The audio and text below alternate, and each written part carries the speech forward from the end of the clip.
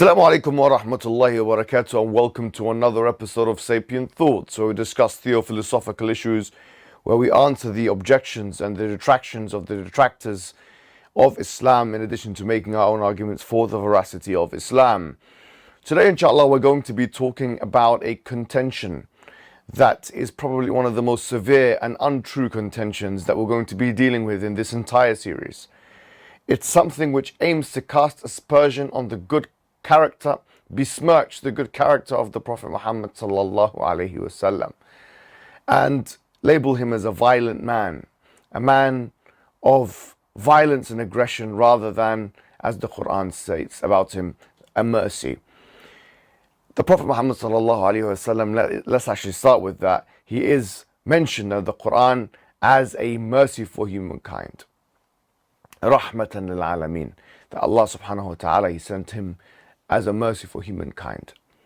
And then indeed, in fact, Allah mentions in chapter number 3, verse 159, that وَلَوْ كُنْتَ فَضًّا غَلِيظَ الْقَلْبِ لَانْفَضُّوا مِنْ حَوْلِكَ فَاعْفُ عَنْهُمْ وَاسْتَغْفِرْ لَهُمْ وَشَاوِرْهُمْ فِي الْأَمْرِ فَإِذَا عَزَمْتَ فَتَوَكَّلْ عَلَى اللَّهِ. That if you are harsh-hearted with them, they would have fled from aside you.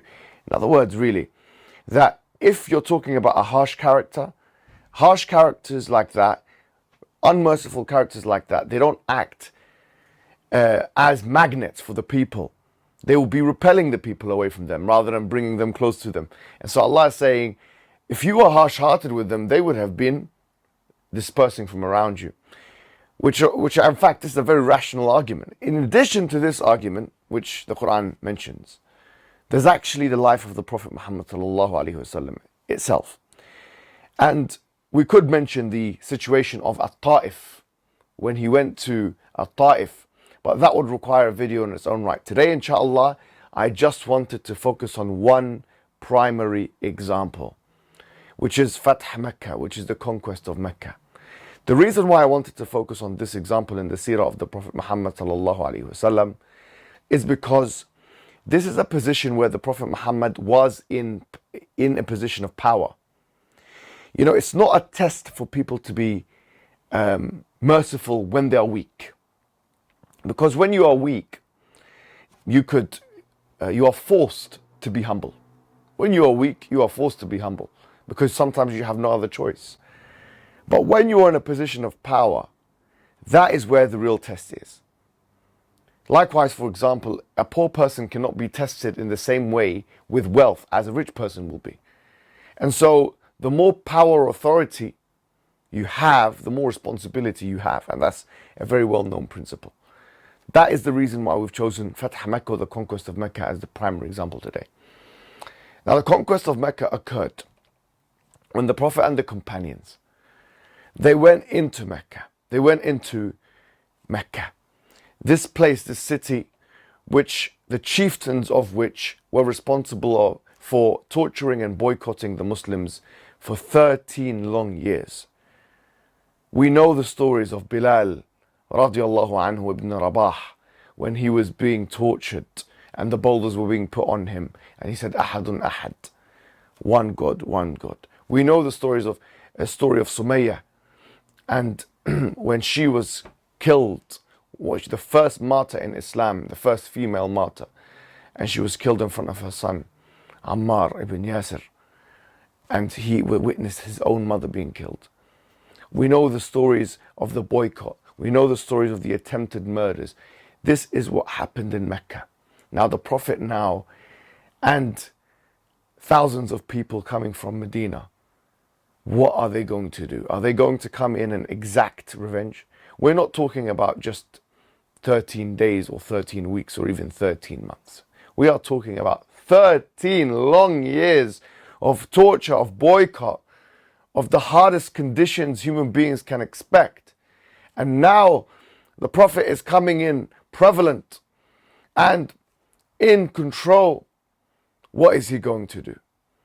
Is he going to walk in arrogant pomp with his chest out like Conor McGregor, with the billionaires walk into Mecca, killing and shooting with bows and arrows, slicing people up left, right and center, and saying, you know, welcome to my world, or something to that effect? Is he going to go in and pillage and rape, as they accuse Muslims and Islam of stating you can do, and do this? No. The Prophet came in humbly. In fact, reports say that he lowered his head as he was coming in. It was so low that it was actually in line with the horse that he was riding. Yeah. The first thing he did is he demolished the 360 statues that were around the Kaaba. Just touched them, and they fell on their face and broke. And then he prayed in gratitude and thankfulness and praise to the Lord Almighty. And Bilal ibn Rabah, the person who they were being racist to, and who had now been married to Hala bint Auf, and he had gone up to the Kaaba and done the adhan, literally physically on top of the Kaaba. The same voice that had been crying in agony, Ahadun Ahad, is now proclaiming Allahu Akbar, Allahu Akbar. The Prophet Muhammad sallallahu alaihi wasallam, he told the people, La tathriba alaykum al-yawm. And this is in hadith. He said the same thing that Joseph said to his brothers, as in the Quranic and Old Testament narrative, that there's no blame on you today. He forgave the people en masse. The people were forgiven. He forgave them. Even those who killed the most beloved, one of the most beloved people to the Prophet, which was Hamza, Wahshi. We would later know that even the Prophet, he forgave him, but he couldn't bear to see him, or he said to him, هل تستطيع أن can you تغيب وجهك عني أن تغيب وجهك عني أو كما قال صلى الله عليه وسلم, that can you keep your face? I can't handle it. He was crying, but he forgave him, and he forgave the people, and in fact he offered them safe havens. He told them where to go, and this was how the Prophet reacted. If he was bloodthirsty, war hungry, why is he forgiving the people when he is most powerful? That's the question. Of course, now some people are going to use the exceptions to the rule, those who were assassinated. Let's go through them, because there are some people who were assassinated that day, but most of them had been guilty of capital crimes, huge crimes, war crimes. And yes, there were exceptions made for them. But I tell you what, there was no exceptions that were made for people that were killed unjustly. For example, when Khalid ibn Walid, who had just become Muslim and didn't know the rulings of Islam as good, and he killed some people unjustly, the Prophet put his hand up. And this shows you, in a hyperbolized fashion, to what extent the Prophet was against the killing of non-combatant innocent civilians. He put his hand up and he said, I am, Allahumma inni bari'un wa ana abra'u ilayk mimma sana'ahu Khalid, or kama qala sallallahu alayhi wa sallam, that I completely am disassociated from the actions of Khalid. Which kinds of actions are we talking about? We're talking about killing women and children. We're talking, killing people that were to be forgiven. This kind of action is condemnable by the Prophet, and he wanted to make clear that that was not his policy. That was not his policy. There were people, however, there were some people who had been exceptionalized from the general rule and exempted. For example, Abdullah ibn Abi Sarh. But Abdullah ibn Abi Sarh, by the way, most of his hadith, many of them are weak. If you go and see his story and stuff, like the story of the wahi that the right-wingers and the Orientalists use, most of them are actually weak. But Abdullah ibn Abi Sarh, he at first was to be assassinated, but then he was forgiven because he became Muslim. And was it only Muslims that were forgiven? No. For example, you have Fartana and Sarah, the two girls that were singing and doing these things. Actually, Sarah was not just singing. You see, some Muslims, they say, well, this shows you the blasphemy laws in action and that's freedom of expression, freedom of speech. No, Even Ibn Ishaq, he mentions كانت تؤذيه بمكة, that she had physical, that she was engaged in physical adha, torture of the Muslims in Mecca, and the Prophet in particular. And had it been just about the poetry that they recited, then why was one of them, because it says in Ibn Ishaq, one of them was spared. So clearly now, we don't know much about why the other one wasn't. But what we do know is that she was involved in war crimes. What we do know is that she was involved in torture. What we do know is that she did not do what the others did in compliance. And unfortunately, she couldn't make it out alive. Huwayrith ibn Nuqayth, he was spared actually. Even though originally he was on the list to be assassinated, he was actually eventually spared. Actually, even though that happened, this man, this mujrim, this criminal, he actually tried to kill the baby that was in the belly of Kulthum, who was one of the daughters of the Prophet. Her and Fatima radiallahu anhuma, they were on the riding beast, and he tried to attack these women, and one of them has a miscarriage. When Ali ibn Abi Talib found about that, he went and got his justice, and he executed that man, killed him. Yes, this guy is what he's now going for women, and not just any women, the daughters of the Prophet and the wife of Ali. Ali dealt with him accordingly. Then you have Maqais ibn Subaba, and he actually killed somebody, a capital crime, qatala Ansariyan.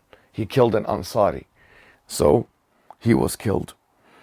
Then you had Akra ibn Abi Jahl, and he went to Yemen, and eventually he became Muslim. And you have some weak narrations, by the way, on these assassination points, like of Qirfa, very weak. The whole story is fake, by the way. Most of these stories that these Orientalists get are fake. So this shows you that actually all of those who were on the list, most of them were actually spared anyway, for those who had to be assassinated from the exempted list.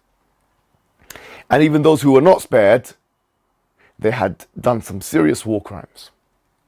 Some serious war crimes. And so the point of the matter is this: if the Prophet was so merciless, malevolent, if he was diabolical in this way, why is he forgiving the people en masse? Why is he forgiving people that killed his own family members? Why is he going in and acting so humbly? Why is he disassociating from the people who did kill people that should have been forgiven? Why is he hyperbolizing his action? Why is he continuously, as is narrated in the reports, telling people not to kill women and children and to remain calm? Why? The reason why is because the narrative of him being a harsh man, being a man that cannot control himself and a war-hungry man, that's a false narrative. And that's a narrative that cannot be sustained. And that's a narrative that was falsified by the life of the Prophet Muhammad sallallahu alaihi wasallam. Not only that, but those who followed him. Umar ibn Khattab, when he went into Jerusalem, Al-Quds, unlike what we're seeing today, with those mujrims in Al-Quds, East Jerusalem, killing the people and humiliating them, trying to harm them with no good reason, he forgave them, and he allowed the Christians and the Muslims and the Jews to live together. Not only that, but Salah ad-Din al-Ayyubi, very famously, despite the fact that when the Crusaders came in and when they killed the Muslims, they killed them so much so that the blood had been to the knees of the people. He killed men, women and children. But when Salah ad-Din al-Ayyubi liberated Jerusalem, as it will be inshallah liberated again, when Salah ad-Din came in, he spared the people, citing the sparing and the forgiving of the Prophet Muhammad sallallahu alaihi wasallam as his inspiration. Salah ad-Din al-Ayyubi. So don't come with this. Don't pretend, Don't pretend that the Prophet was this man that you want him to be. He was the most merciful man, the most forgiving man, but also the strongest man, both mind and body, that ever lived in this dunya. Wassalamu alaikum wa rahmatullahi wa barakatuh.